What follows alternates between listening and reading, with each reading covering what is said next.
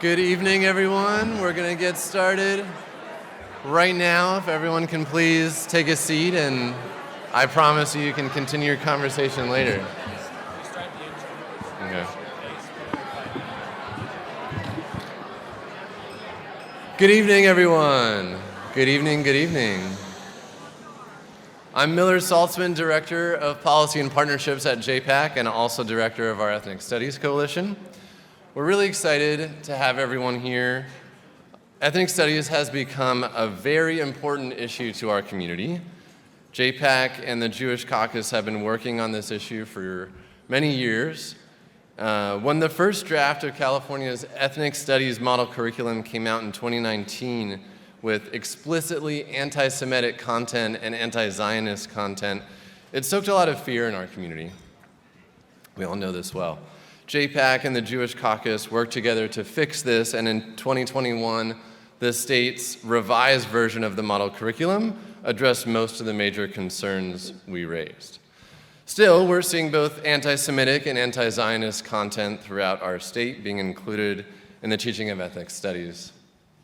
To combat this, in the last couple of years, JPAC has put together a coalition of 36 organizations, most of which are represented here today at Capitol Summit. Thanks for being here. And 3 of which are on this panel.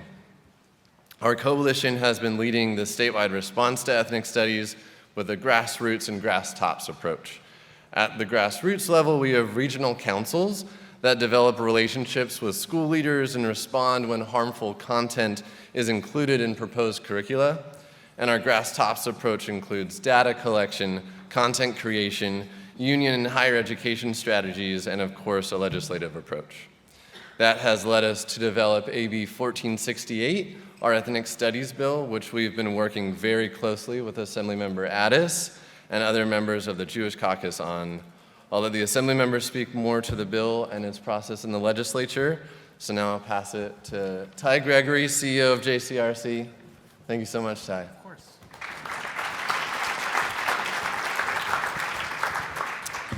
Thank you, Miller, and good afternoon, everyone. Welcome to the JPAC Summit. We've been working on this ethnic studies for many, many years now, and I know that it's one of the driving reasons that many of you have chosen to show up. By a show of hands, how many of you is this a top issue being here at the JPAC Summit? Not a surprise. So folks, listen, this is a moral dilemma for our community, because we have always stood on the right side of social justice, and we know that for African American, Latino, Asian Pacific Islander, and Indigenous Californians, their holistic stories have been left out of our textbooks and our curriculum in ways that our community can understand. Too often in our own schooling experiences, there's a tiny piece about ancient Israel, and there is a section on the Holocaust. Both are essential, but does that summate the multi-millennial experience of our community? Absolutely not. So we can understand why these other communities want to put forward ethnic studies, because it benefits not only our understanding of Americans, it benefits the students from those communities in the classroom.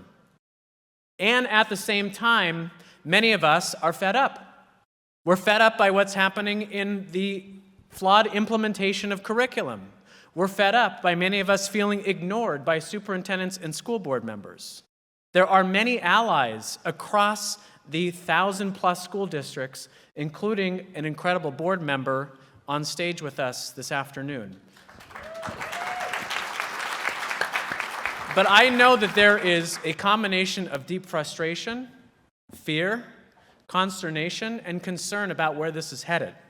And so I know that we are all holding both that desire to move forward with our Jewish values on this issue and protect Jewish kids who are increasingly feeling alienated in the classroom because of this new discipline that has a long way to go to stick up and hold itself to the same rigor and academic standards that we expect of any course that is mandated for our students to graduate. We must have that rigor in ethnic studies.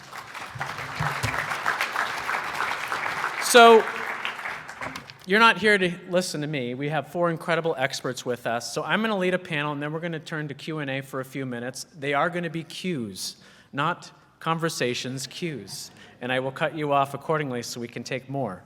But with that, I would like to introduce our esteemed panel. Nick Melvoin, please wave. D4 School Board Member, LAUSD. Assemblymember Don Addis, representing the Central Coast, D30. Assistant Majority Leader for Policy and Research, thank you for being here. One of the co-authors of 1468, which we'll get into in a couple minutes. Aliza Kramer Elias, who is the Chief Program and Strategy Officer of the Institute for Curriculum Services. Welcome. And a dear former colleague of mine. And Corena Larimer, who is the ADL Associate Counsel. Welcome, and we are so delighted to have you out here from Boston. I hope the jet lag is okay. Let's give them a round of applause. Aliza, we're going to start with you, and we're going to jump right into the hot button issues. We are in a time of hyperpolarization as we tackle this issue.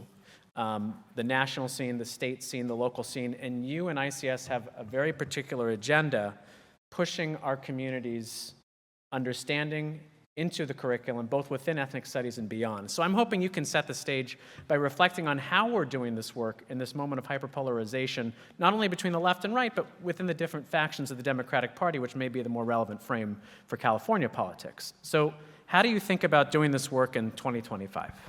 Sure. So I think you're hitting on something that's a common problem, which is that the Jewish American community often finds itself getting squeezed between sort of different extremes. And that's really true with the culture wars that we're seeing in K-12 education. So on the one hand, on the left, we see this push for ethnic studies, which is really about expanding the teaching of history and what histories are taught. And it includes learning about difficult aspects of American history. And that's, where we are right now with ethnic studies.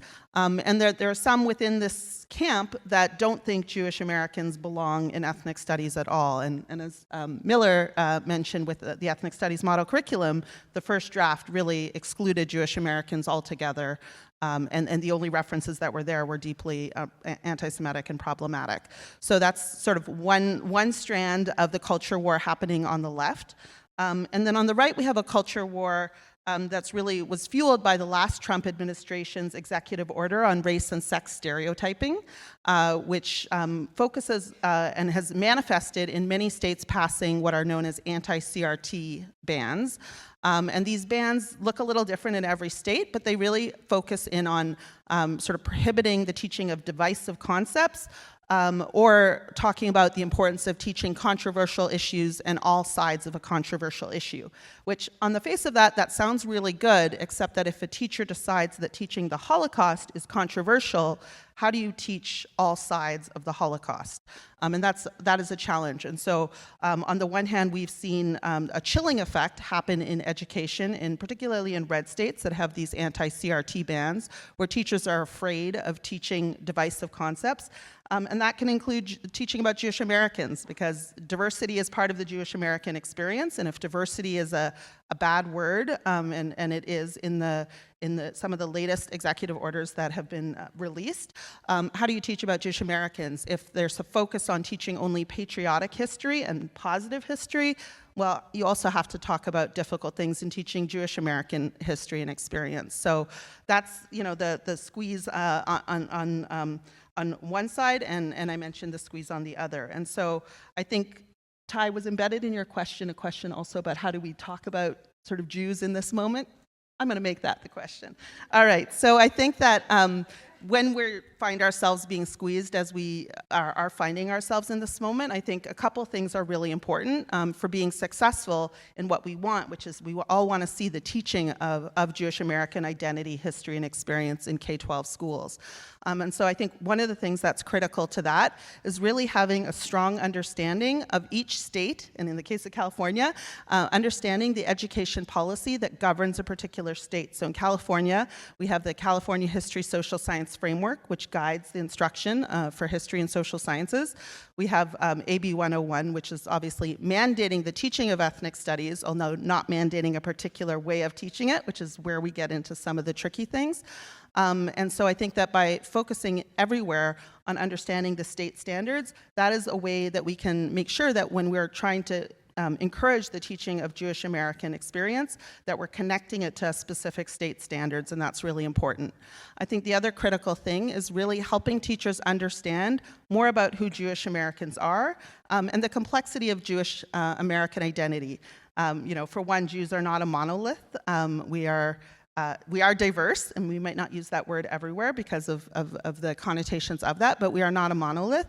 And also, I think it's important that people understand that categories of identity that are used today, Jewish identity actually predates many of these existing constructs around identity. So there's also the fact that there's sort of terms of self-identity that Jews use, and then there's terms that are imposed on Jews by others, and that we may sometimes embrace ourselves. But just to give an example, we talk about Jews as just being a religious group. That's something that is sort of, I would say, more of an externally imposed concept, whereas, originally, Jews are a people. And that's a concept that isn't reflected when we all fill out surveys on demographic data. So I think it's really important. That's an important learning for teachers to understand, that Jewish identity is complex and doesn't neatly fit into pre-existing boxes. I'll stop there. Thank you.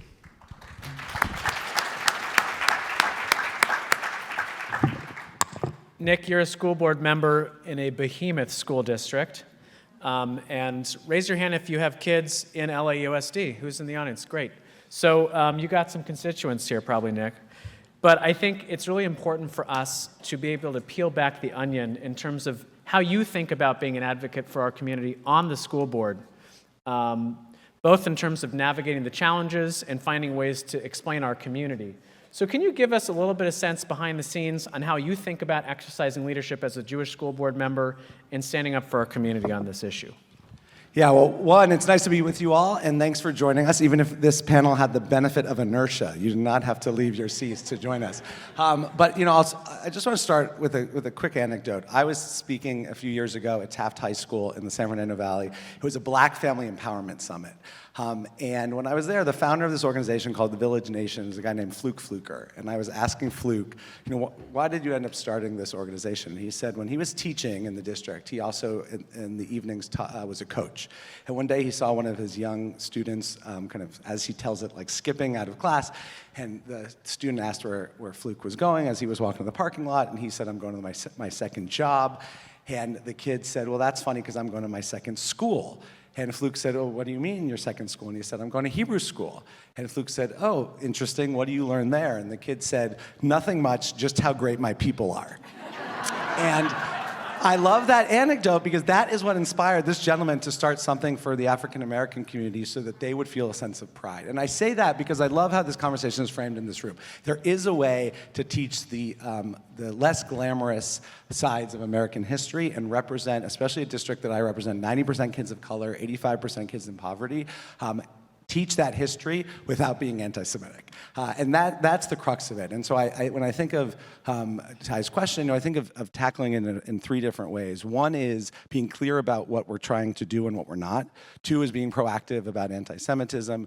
And I think three is creating feedback loops internally within districts, but also with parents and with advocates. And so I do think this is an area where, despite some of the challenges of the last few years, and some of the parents may at times disagree, but I think LA Unified has been able to push forward an ethnic studies curriculum and a program kind of outside of the vicissitudes and the debates we've been having. But I'll say at the same time, there are folks trying to infiltrate that and get us to adopt things like liberated ethnic studies and get us to kind of retract some of the work we're doing. And unfortunately, as many folks in this room will know, some of the biggest advocates for that are what was a historic partner for our community when it came to social justice, and that's the teachers union in LA, which I know is like even, no one necessarily wants to talk about, but I will say that 8 years ago, early into my tenure, one of the first things I had to do was pull down a salary point class, a professional development class that was initially approved to teach Middle East history that had just become a BDS propaganda session. And about 4 years ago now, the Teachers Union LA was contemplating bringing a BDS resolution, prior to the war in Gaza, prior to October 7th. And one of the things that I found so challenging and why I'm so grateful that so many of you are here today and we're joined by so many elected officials and we have leaders like Assemblymember Addis, is very few elected officials were willing to come up and speak out against that, because even though they were with us, they told me they didn't want to take on the teachers union. And actually, I don't know if he's in this room or the other, but one of the few LA elected officials who joined me at the time was Ron Galperin, who's here. So I want to appreciate Ron's leadership. But what I'll say on this issue is, so one, I would be clear about what we are trying to do and what we're not trying to do. And this is something where I think the Assembly members' bill is really important. And I think there are a lot, if you ask legislators, there are a lot of folks who voted for ethnic studies under the auspices or the pretense that it was multicultural, pedagogically responsive teaching. Not teaching the discovery of America through Columbus's eyes, but looking at the indigenous people. And there is a group of folks who are pushing ethnic studies as a high-level college sociological course. And so what we've been really trying to say in LA Unified is, let's just talk about grade-level appropriate content. You wouldn't teach calculus in second grade unless you're a rare high flyer. I know many of us Jewish children, we all think, yeah, you'll teach calculus to me. But I would say you're not, for most kids, they're not getting calculus. And so you're not going to teach, this high-level sociological course and cisgendered patriarchy and all these things that might have a place in an elective course in college to ninth graders. So we've talked a lot about that. We have 11 approved ethnic studies courses. We have African American literature, African American history, AP African American history. We have Chicano studies. We have AAPI studies. We have professional developments. We have guardrails that the Assembly member is going to help us get statewide about what this is and what this isn't. Secondly is about being proactive around anti-Semitism. And thanks to some advocates in this room, the Jewish Federation of LA, the JCRC, almost every member of my board, and there are 7 of us, now 5 women of color and 2 Jewish men, have all been to Israel, have all studied like I was saying, Holocaust, the nuanced history of the Middle East. Our chief academic officer, who's a Latina woman who grew up and born and raised in the east side of LA, was in Israel with me in July of 2023. And the morning of October 7th, that Saturday morning, she texted me at 10 a.m. to say, we've already put up curricular resources. We're already checking in with Jewish faculty and staff. And so it was a really, despite that incredibly tough day, it was really meaningful. And she had been in Israel with me a few months before. And so we're working with administrators. And, if the first prong of my approach is kind of agnostic to our community, let's just talk about what ethnic studies is and isn't, the second is more proactive. And then the third is creating those feedback loops. I meet with our ethnic studies implementation team regularly. A lot of folks in this room, whether it's Stand With Us or parents, will point out when there is an errant lesson or when there's a teacher teaching someone they shouldn't, and we're able to immediately kind of convene this group and put an end to it. And I will be the first to acknowledge that that kind of defensive whack-a-mole approach is not ideal. That's why we're working on these guardrails and trying to be proactive. But it is very helpful that we have folks in the community who are willing to tell us what's going on and then immediately put an end to it and look at discipline. I'm sure some of you have seen some of the things coming out about, even not in district time, but union conferences about how to skirt the district's rules. And those teachers, and really I would just say propagandists and advocates who are finding ways to try to skirt what is the district policy, have been pulled from their classrooms and have been disciplined, and will continue to have that approach. So, I think we're trying to be a model for how you can do this, both of these things at the same time.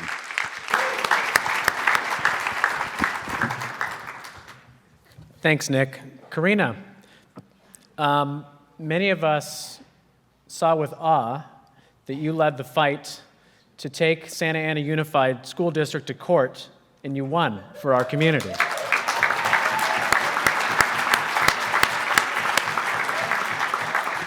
And in a minute, we're going to ask you to walk us through that process, but I also want to recognize the entire Santa Ana Jewish community. This was a coalition effort, and it took all of you, and it's setting an example for us of how we can stand up for our kids. So thank you to the entire Santa Ana community for getting that done. How'd you do it? Thank you. Thank you for highlighting the work that the litigation team, not only at ADL, but in partner organizations, is doing. And thank you most of all to the last group you mentioned, which is the community in Santa Ana, that played such an extremely important role in bringing to light what was happening in their district and with their school board, coming to their community organizations and giving us the opportunity to first attempt to work through the issue outside of court, and then when we realized that the way we were going to make progress was in court, filing our papers. And I'm struck by the work that we've already heard, because there's a lot that happens before you ever get to litigation. And it's great if you never need to get to litigation. Litigation is really not a last resort, but sometimes it is, and it's certainly a complementary approach to all of the advocacy, the education work, and the work within a community and a legislature and a school district that's happening day in and day out by so many other people on this stage and in this room and outside of this room. So our litigation hit the headlines because that's what happens when you're in court and when you get a really favorable result at the end of a battle, but there's a lot of work that goes into it before then, and it's so important before you ever get into court to engage in the process along the way. Whoops. Thank you. So I'll start by saying this case was initiated in 2023, and ADL took a lead role alongside Covington and Burling, the law firm that dedicated countless pro bono hours to this case, which we are so appreciative of and grateful for. And our partners stand with us, AGC and the Brandeis Center. And ADL litigation, as well as others, came together when we heard that in early 2023, the Santa Ana School Board had approved ethnic studies courses that came as a bit of a surprise. They, after several years of it being a hot topic in Santa Ana, as well as in the state, the Jewish community was caught off guard when several ethnic studies courses with problematic content, with unfortunate and misleading and damaging characterizations of Israel and of Jewish Americans, made their way onto school board votes and into an approved curriculum without the community being aware that it was happening. Now,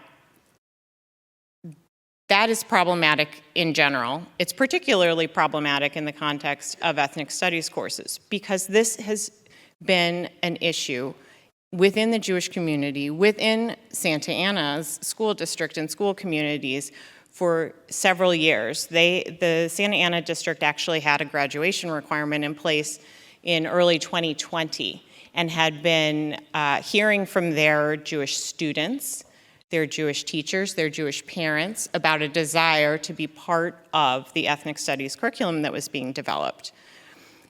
Well, lo and behold, in April 2023, several courses that no one knew were coming were approved.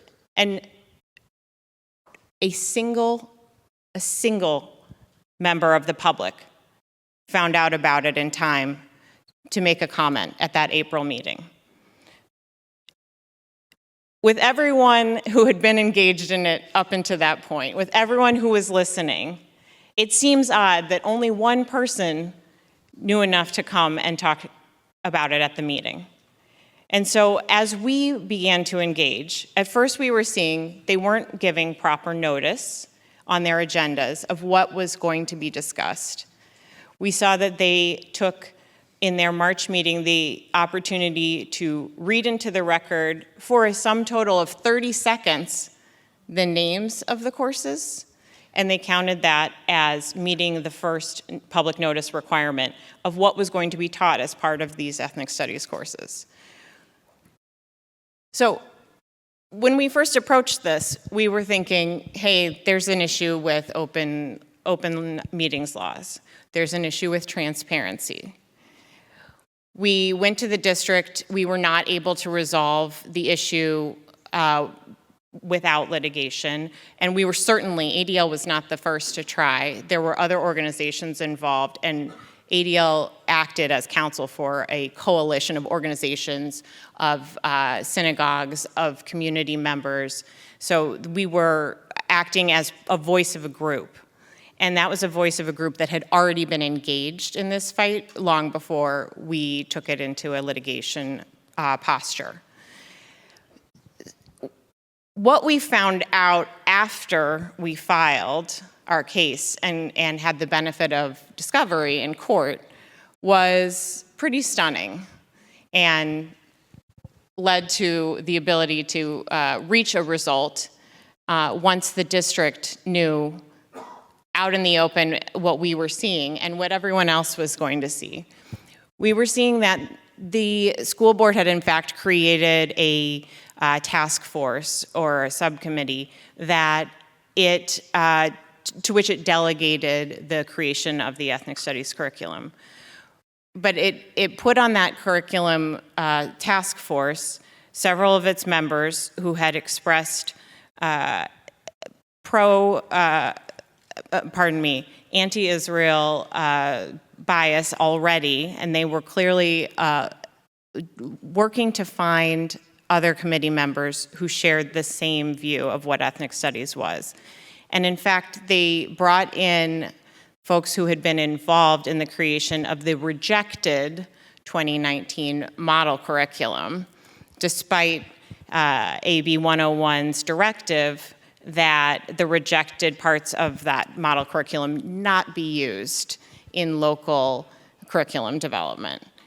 So this group worked in secret, holding meetings regularly, developing content without any opportunity for public engagement and public involvement and comment on this curriculum. And it was clear that that was intentional. This was not a fluke. This was the plan. Because as we saw the discovery documents coming in, we saw messages back and forth about what should we do about the Jewish question? Does it need to be addressed, or can we just let it go? And when the vote was held without any public comment, when the initial meeting was held in March of 2023 without any public comment about the courses, the message that followed was, we should hold the ethnic studies course approvals during Passover every time.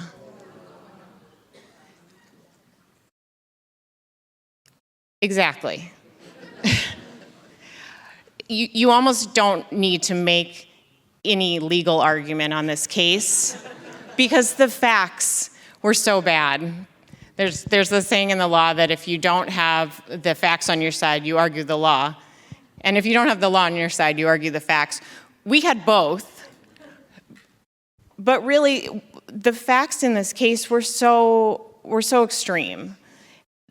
And so once we had been able to see what the messages were back and forth between these task force members, the fact that they were intentionally flouting California's transparency laws, both general transparency laws with the Brown Act, as well as transparency laws specific to ethnic studies curriculum, given the high public interest in the topic, it was clear that they were intentionally avoiding putting this into the public eye. They were doing what they hoped would be the bare minimum to meet the transparency laws when they brought it to the Santa Ana School Board for notice and then approval. And then when the public got wind of it in April or May of 2023, there was an outcry, and rightfully so. And what the school did with that, what the superintendent did with that, was to say, it's already been approved, we're going forward with it. So we've had a school committee working in secret via their task force for several years. We have comments back and forth about avoiding the public eye, and particularly avoiding the Jewish community having the opportunity to weigh in and see what is being passed for their children to learn in their schools. And then we have a superintendent and a district unwilling to listen to the community when it objects. So this is why I say we don't go to court. Going to court is not always the first choice or the second choice for any given situation. Here, the community had attempted to engage multiple times and hit a wall. And it was clear that what the school committee was doing, the school board was doing, was not in compliance with the laws. And once we got into court, we saw how far out of compliance they were because we could see the reason. And we could see that it was pernicious. That's not the case everywhere, and that won't, I hope, be the kinds of messages you find in most districts and in most school boards. But in this case, we were able to, once we had all those documents in front of us, those messages, we laid it all out there for the judge. We put together a very clear story of the back and forth, what it was that was happening and why, the transparency laws that it violated, as well as the substantive law of protecting our children from experiencing discrimination in the classroom based on race, nationality, ethnicity, religion. It goes on and on. But protected characteristics are part of California's education code, and our children should not be experiencing them in their classrooms. And Santa Ana was rolling forward with this curriculum despite the caution, despite the concern. So once we had everything in front of a judge, and I should add, it didn't stop when the case was filed. The lawsuit was filed in September of 2023. And the school board continued to develop more ethnic studies courses, and they continued to use a very problematic vendor or consultant who had extreme, vehement anti-Semitic views online, out in the open for everyone to see. Members of the committee. Story in just a Yes. second. I want to make sure we get to the assembly member, Yes. but I want to give you a big round of applause again for the incredible work that you did. Assembly member, we've talked about this at different levels. We have the legal strategy, we have the school board strategy, we have the curriculum. We're all here in Sacramento in your neighborhood, or one of the two neighborhoods. And you and Assemblymember Zabur and Senator Becker co-authored 1468, and we're going to be talking about this more at the conference. But thank you for taking a leadership role. As Nick mentioned, it was not easy to do. So since this is our first time talking about it at the conference, if you can please walk us through some of the priorities in this bill, some of the challenges that you think it's going to address, and why you think it's going to be good for the California students, not only Jewish students, but for all students going through an ethnic studies course. Thank you so much. And first, just a round of applause for my co-panelists. I'm a little bit humbled to be sitting here with the panelists up here and the work that they have done and the work that Ty is leading and the coalition that JPAC has built. And I want to say a deep thank you to each and every one of you for showing up and speaking up. I don't think our legislation would be where it is today if it wasn't for each and every one of you and the work that's been done by the people on this stage to get us to this point. So 1468 is 2 years in the making. Actually, we had a bill last year. We tried to get some things across the line.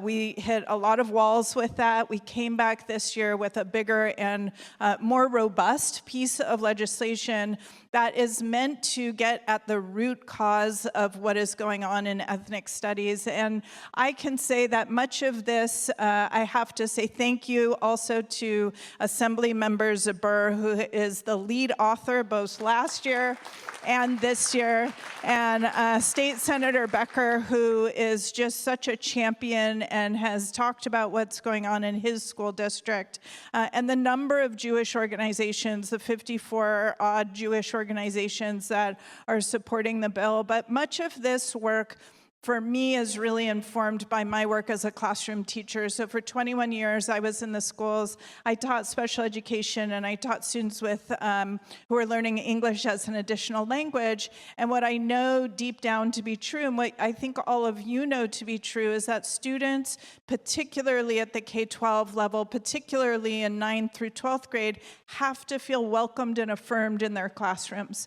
No matter what we're talking about, no matter how difficult or how controversial, every child deserves to feel like they belong in their classroom, even when the conversation is hard. And so in forming this bill, we were trying to think about how would we actually get at this in a preventative way. And so we started looking at what is happening in education. We know that every class that is required for high school, and the legislature did intend for ethnic studies to be a high school requirement, every other course has what's called curriculum standards.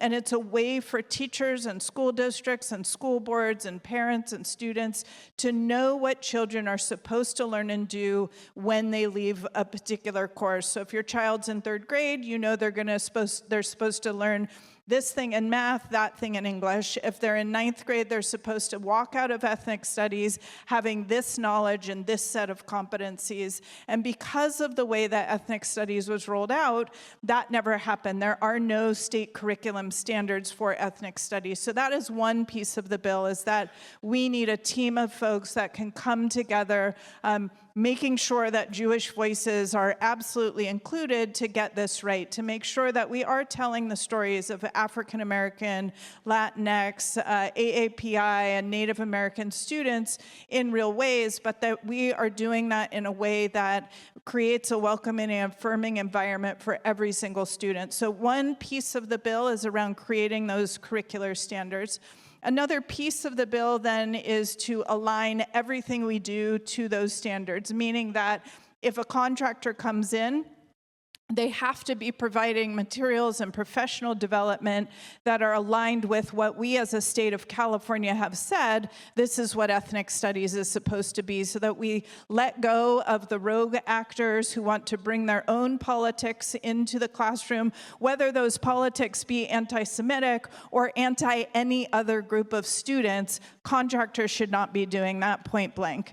So we'd want to align the curriculum, we'd want to align the professional development that will go on with those state standards. In addition to that, we are working on transparency. We've heard a lot from those of you in this room and parents and families across California that it's simply too difficult to understand what is happening in these courses, that they're having trouble. I think Santa Ana is an extreme case, and I just really want to appreciate ADL and the other law firms for taking that on. It's an extreme case of this, but we've heard it up and down California from dozens and dozens of school districts that families just don't know what's going on. And so we also have an attempt at getting at transparency so that we can all know what's being taught in our schools. And it's really not that different from what happens in every other curriculum. You want to know what your kid is learning in math, you can go in, you can find out. It's not that difficult of a conversation. So so that's in a nutshell what the bill does, but I'll end. I know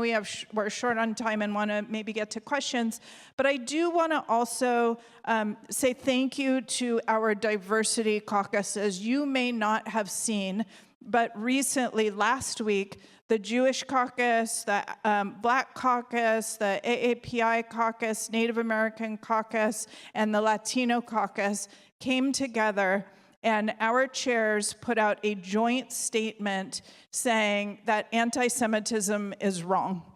And I do think that because And I would say that, tonight there's going to be the big dinner, the celebration, lots of phenomenal speakers. There will be a lot of legislators in the room, and I do think they deserve a thank you from each and every one of you for stepping up to the plate on that, because I think we heard Nick say, our school board member say, a lot of times over the years, people in public office will say, anti-Semitism is wrong, but they'll say it to you behind closed doors. They'll say it to you in your one-on-one conversations or your personal meetings with them, but not necessarily being willing to get out in front. And we know how fraught this is since October 7th. It has been certainly life-changing for me.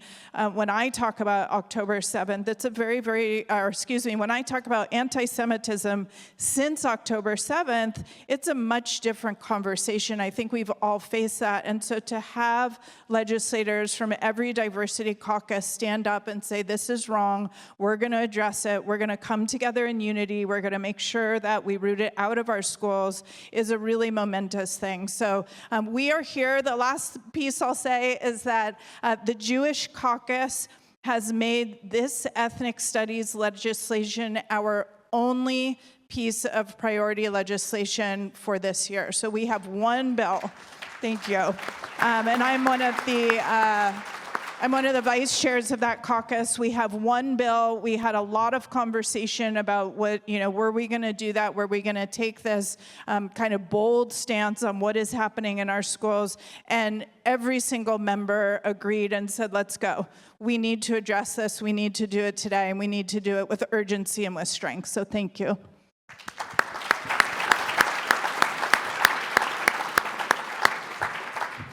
Thank you, Assemblymember. We're going to do a lightning round for each of you now. And I want to focus more on the tools. We've said all along, there's no silver bullet here. We have to fight this at the teacher level, the school level, the district level, the county level, and the state level. And each of you are part of different efforts that we all have to invest in and engage with to get it done. So I want to ask you, outside of policy here in Sacramento, working with the governor's office, working with the California Department of Education, Tony Thurmond, how do you and your colleagues in the Jewish Caucus think about advocating for our community with the different sources of influence that we have here at the state capitol? Well, those are two champions for our community, the governor and the superintendent of public instruction. When you see them, tell them thank you. The governor put out the Golden State Plan on anti-Semitism last year. The superintendent of public instruction has been a very strong supporter of the Jewish community. One of the things the Jewish Caucus did last year is we strengthened what's called the Uniform Complaint Procedure. And so you can now make complaints directly to the state superintendent of public instruction. That is a huge change, because we were hearing so much across the state that people could not get their complaints researched, looked into, affirmed. And the state superintendent of public instruction just found that 2 cases that were brought to them actually were verified, that there was anti-Semitism and discrimination, and took action on those. I will still always encourage you to work through your local level, to always work with your teachers, your principals, and your school board members, because those are your neighbors in your community. And they need to hear your voices. Even if you feel like they're not listening, they still need to know what is going on with you. But we now have this additional layer where you can go straight to the top and make your voices heard.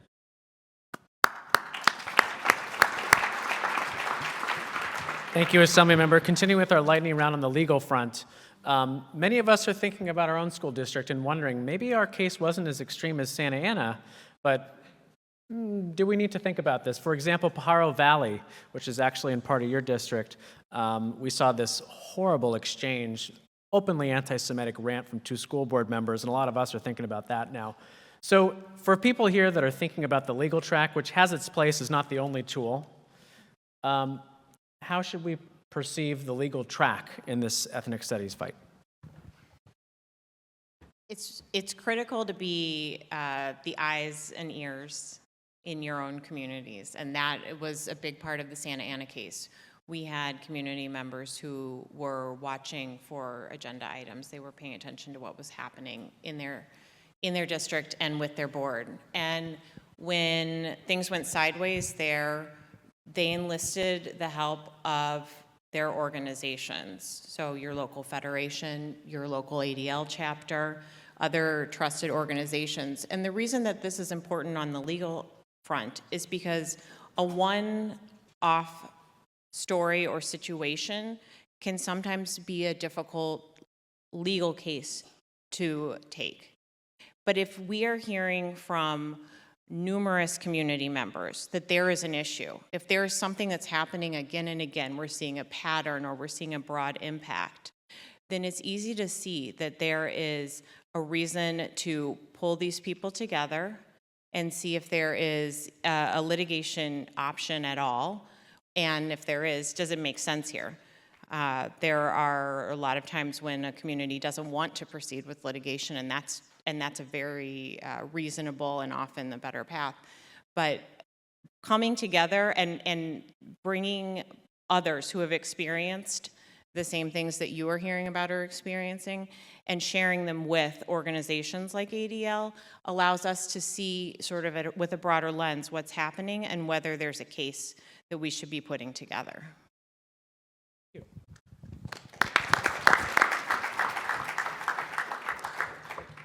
Nick, two-part question.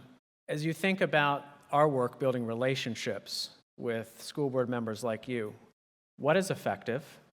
And question two is, if people want to think about running for school boards, which you should all think about doing, we need more of our community on school boards, how might we think about making that decision?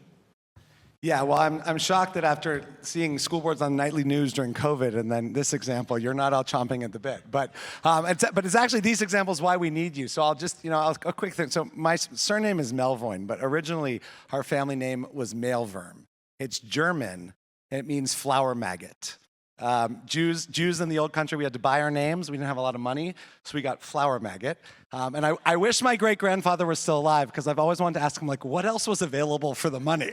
I know we didn't have a lot of money, but he was a kindergartner, immigrant student in the Lower East Side of New York at a public school. On the first day of school, his teacher asked his name, and he said Charles Mailworm.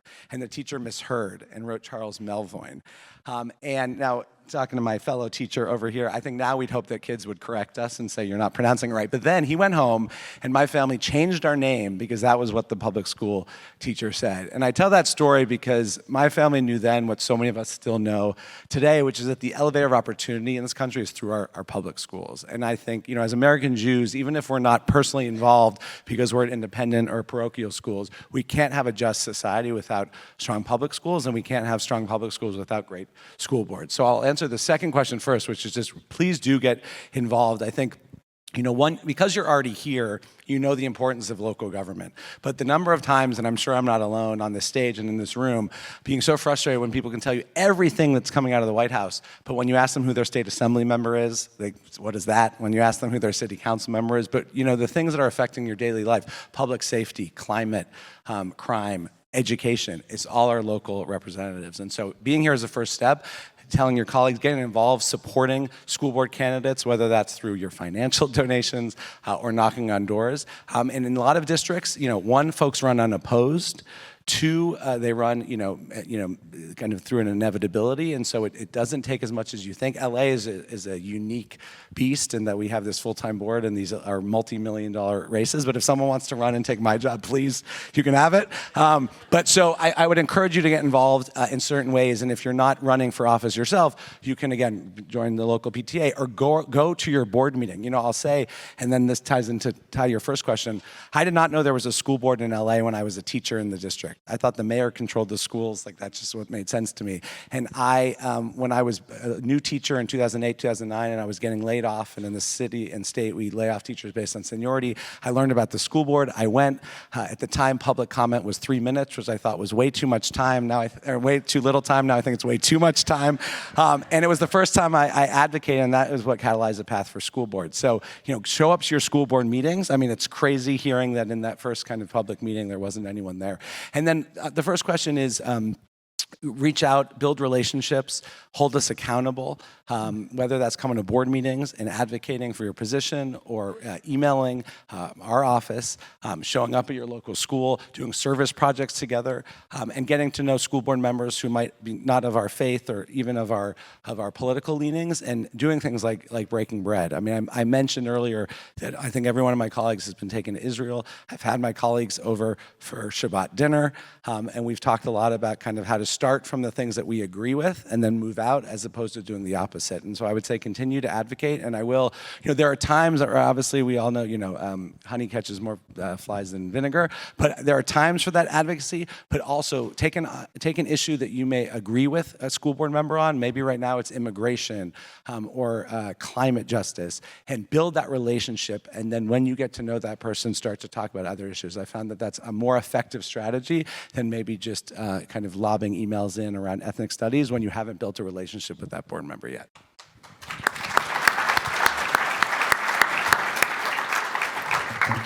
Aliza, we're often playing whack-a-mole and feeling like we're reactive, but really what is proactive is promoting strong curriculum about our community, and that's what the work of ICS is all about. So if we're successful, what can and should that look like with the leadership of organizations like yours, the JFCS Holocaust Center, the Simon Wiesenthal Center, and others that are promoting strong curriculum on behalf of our community? Thanks, Ty. So I think it really starts with, as I mentioned, there's, I think, different components to this, but number one is something that Assemblymember Addis mentioned, which is the standards, and part of the challenge we're having and seeing in ethnic studies right now is a lack of standards there. So having strong state standards for social studies and history is really critically important, and that's a place that ICS works and partners with Jewish communities. We worked on the ethnic studies model curriculum with the coalition, the JPAC coalition that included JCRC and many of the orgs that are in this room, understanding what is already in the standards and what is not in the standards. And so you can have inaccuracy both by sort of what's there, but also what's left out. I think that's really important on the level of standards. I think in terms of curriculum, as an educational organization, we have subject matter expertise on Jews, Judaism, and Jewish history, which includes teaching about the Arab-Israeli conflict and teaching about anti-Semitism. And we ground all of the work that we do in best practices in history education. So that means, for example, the professional development that we offer to educators in California and around the country is always tied to the standards. I'm going to say that, I sound like a broken record, but it is. And is also tied to national best practices in history education, like the C3 framework. And that really matters, and that's something that teachers are looking for, and it makes clear the links. So for example, when we teach about teaching about Judaism in California, that connects to California's history social science framework for 6th grade. Teaching about the Arab-Israeli conflict is part of 10th grade modern world history. Teaching about Jewish immigration to the US connects to 11th grade US history. And so I think that that's really important. And what else do I want to say about that? There's so much to say, but I'll stop there.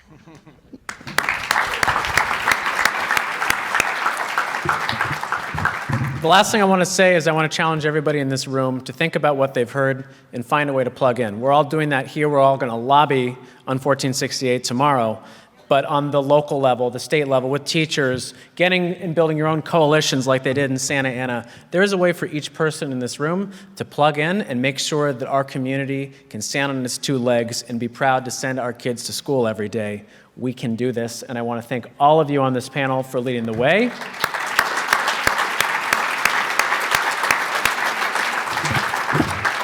And my final challenge to you is the schmooze is not going to happen here.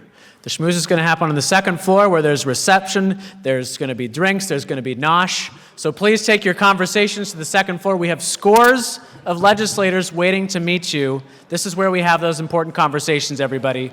Please head to the 2nd floor.